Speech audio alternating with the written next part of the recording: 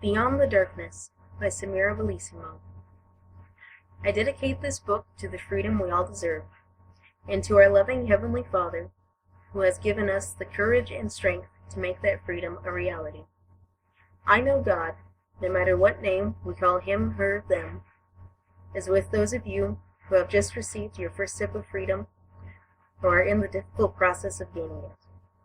Whether the battle is almost won or has just begun, God is with those of you in Syria, Libya, Egypt, Uganda, Italy, America, and countless other nations, as we all begin to move, not as divided countries, but as a united world, beyond the darkness and into the light.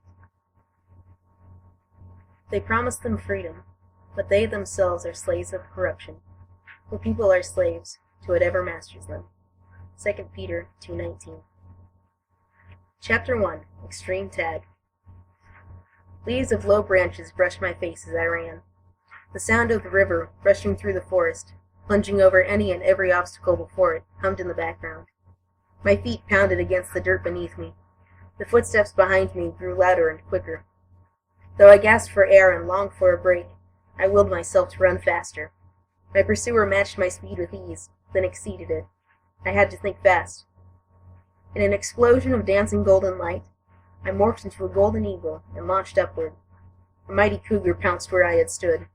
She growled in frustration and shouted, "Victoria, why do you always have to do that?"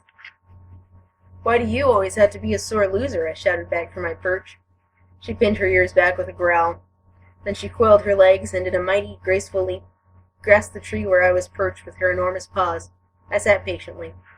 She scuttled up the trunk at lightning speed. When she was about halfway up, I took off, soaring beneath an archway of flourishing branches. Cassie pursued her prey, jumping from tree to tree and branch to branch. "Here, kitty, kitty," I called. Without a sound, she leapt off a branch and dove for me. I sped up and lowered my course a few feet. Cassie soared over me, then dropped like a brick. She slammed into branch after branch until she finally came to a crash landing. I swiftly landed beside her. Then I morphed into my human form and obnoxiously stated, "And that is why kitties don't attempt to fly." A beautiful storm of bright golden and red light erupted from the mountain lion, swirled around her, then soaked back into her. My sister lay on the earth as a human, holding her side and growling, "Just shut up and help me." An unattractive but uncontrollable groan leaked from her mouth. That clearly annoyed her. "Aren't you supposed to land on your feet?" I asked as I knelt beside her. "Not when I'm tossed around by tree branches because my annoying sister tricked me." "Do you want my help or not?" "Depends. Can you shut up and help at the same time?" "Nope." I waved my hand over her side. A thick pain slowly slithered up my arm. Then a healing energy flowed from my head to my neck to my shoulder, down my arm, and emanated from my palm as a golden light. The light wove into Cassie's skin. "Ever think you're a little too competitive?" I asked. "Nope." The light faded. Cassie stood. "Oh, that feels worlds better," she exhaled. "Well, you're welcome, wonderful sister, who always thanks me when I do nice things for her." "No problem, bird." I stood and smirked. "You know you still have to say it, kitty." She scowled. "I'm not saying it." "Say it." "I'm not saying it." "Say it." "Fine," she hissed. "You win." I threw my hands in the air and shouted, "Woohoo!" A silky black wolf raced towards us. In a vortex of blue and silver light, the wolf morphed into my older brother, with shaggy jet-black hair and flawless blue eyes that shimmered like diamonds and sapphires. He skidded to a stop and exclaimed, "Whoa!" An Arctic fox came scampering up behind him. Her fur was mainly black now, with clumps of long white furs scattered throughout her coat in random patches. She was engulfed in a twinkling river of silver light, with dashes of pinks and purples splashed throughout it. When the light cleared, my little sister stood as a human. Both her skin and her hair were currently medium dark, but would grow darker as summer approached. "That was amazing," Ayana yipped. Adam chuckled. "We saw the whole thing. That was awesome." I grinned. "Yep, the ultimate championship." I cocked my head with a smug look.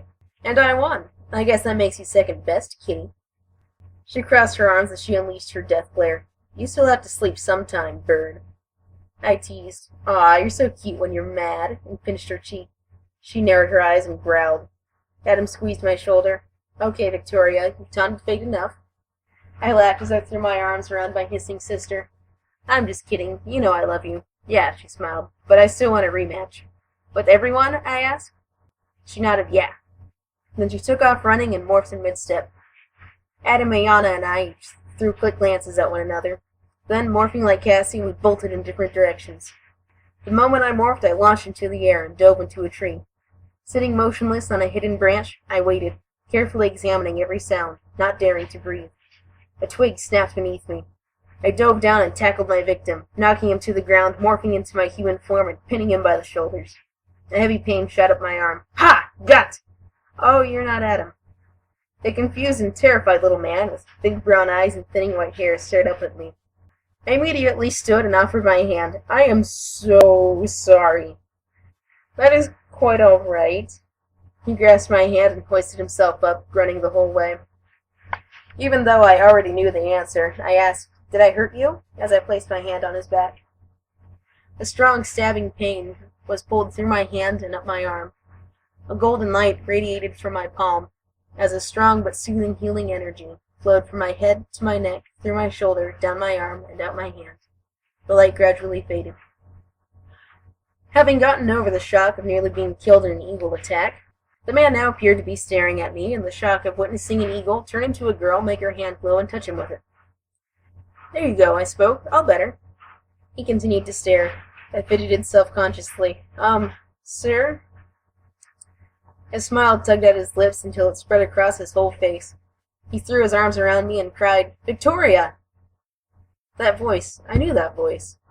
I cautiously wrapped my arms around the short man, making sure he was real as I whispered in a daze, "Caesar?" He stepped back and grasped my shoulders. Yes, you remember." He studied me in disbelief, babbling, "Your father promised me you would live, but he did not tell me how. I had no idea whether you actually survived or not. I've spent the last 10 years not knowing whether you were alive or—" His tears reached the surface. I wrapped my arms around him. "I was so afraid," he whispered. "I know," I breathed. "But you don't have to worry anymore. All 4 of us are alive and spunkier than ever." He chuckled. I smiled upon hearing one of the many laughs I had missed for the past 10 years. "We're doing great. We really are. We love it out here." A black wolf came tearing through the forest and skidded to a stop behind Caesar. His ears perked, his head tilted. An Arctic fox dove after him, knocking him to the ground. Caesar turned around and cried, "Adam! Ayana!" They froze. Ayana rolled off of Adam. They cautiously stood, then crept toward our visitor, inspecting his scent. "Adam, Ayana, calm down," I pleaded. "He's okay." They remained suspicious. "Victoria, who is this man?" Adam barked. I put my arm around Caesar's shoulder as I replied, "Just an old friend." "Do you not remember me?" Caesar asked. Adam snorted the air a few more times. Then he tilted his head and squinted his eyes. Dreamlike, "Caesar?" escaped his muzzle. Caesar smiled. Adam morphed and ran toward him, shouting, "Caesar!" Suddenly a cougar launched out from behind the trees and tackled Adam. They rolled across the dirt, growling, snarling, and morphing. Cassie stood as a human. She danced around Adam, shouting, "Oh, what now? What now?" Adam morphed once more, then stood as a human as well. "I got you! Ha!" Cassie caught our stares and jumped. "What?" We all rolled our eyes and sighed. "What?" she sneered. "You want to play a free-for-all, and then you're totally shocked when—" She glanced at Caesar and did a double-take. "Who are you?" Tears rushed to Caesar's eyes as he clasped both hands over his nose and mouth. You live, he cried. "And for the first time in 10 years, I do too." Caesar threw his arms around Cassie. Cassie scrunched up her face, looking from Caesar to us with wide eyes. "Cassandra," he laughed, "you have not changed a bit." Cassie's face scrunched more. Then she breathed, "Caesar?" Yes, you remember." A girlish smile sneaked onto Cassie's face as she tightly held our friend, lost in childhood memories. After finishing their reunion in silence, Caesar patted Cassie's back and released her. Caesar then threw his arms around Adam as he whispered, "Your parents would be proud to see the man you have become." Adam took a moment to battle a sudden rush of emotion, then replied, "Thank you, Caesar." Caesar turned to Ayana and smiled. "The last time I saw you, you were this big." He held his hand a few feet off the ground. "But now look at you. You are a little bigger."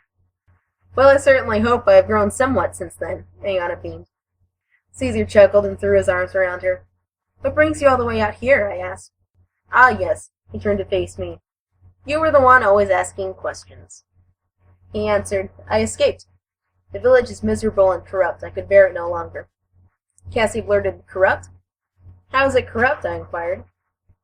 I do not know where to begin, Caesar huffed. But that is a story for another time. I still do not know how you all survived that dreadful night.